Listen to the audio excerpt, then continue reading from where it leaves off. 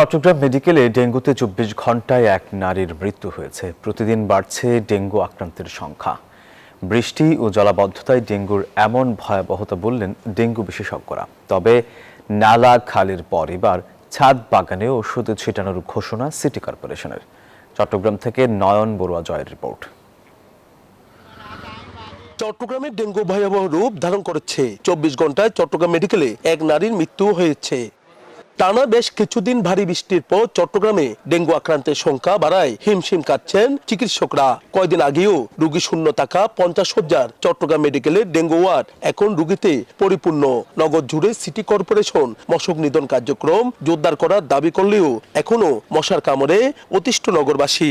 কমে নাই, আছে মশা হচ্ছে, যেহেতু এখন পরিষ্কার পরিচ্ছন্নতা কম, তাই মশার উত্তাপ বেশি। দিল্লি হঠাৎ মারার মাসে মানুষ হলে মারে, মানুষের ন মারা এখন পর্যন্ত আমাদের টোটাল অ্যাডমিশন ৪২ জন, ২ জন একটু ক্রিটিক্যালি ইল, এগুলো আইসিইউতে আছে। এইদিকে স্বাস্থ্য অধিদপ্তরের পরিচালক বলেন, ডেঙ্গুর হটস্পট এলাকাগুলোতে ওষুধ ছিটানো হচ্ছে। ডেঙ্গুর সংক্রমণ এবার বাড়তে পারে এবং আমরা যদি এখনই সচেতন না হই তাহলে কিন্তু আমাদের পরিস্থিতি অনেকটাই কঠিন হয়ে যাবে।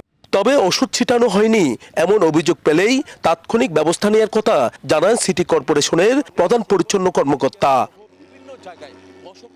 শুধু নালা বা খাল নয়, ছাদ বাগানেও এবার ওষুধ ছিটাবে সিটি কর্পোরেশন বলে জানান এই কর্মকর্তা। বিভিন্ন ছাদ বাগান টাগান আছে, ছাদে পানি জমে, ওইসব জায়গায় আমরা স্প্রেটা এই আজকে কালকের মধ্যে শুরু করব। ডেঙ্গু প্রতিরোধে নাগরিকদেরও সচেতন হবার আহ্বান সংশ্লিষ্টদের। নয়ন বড়ুয়া জয়, নিউজ 24, চট্টগ্রাম।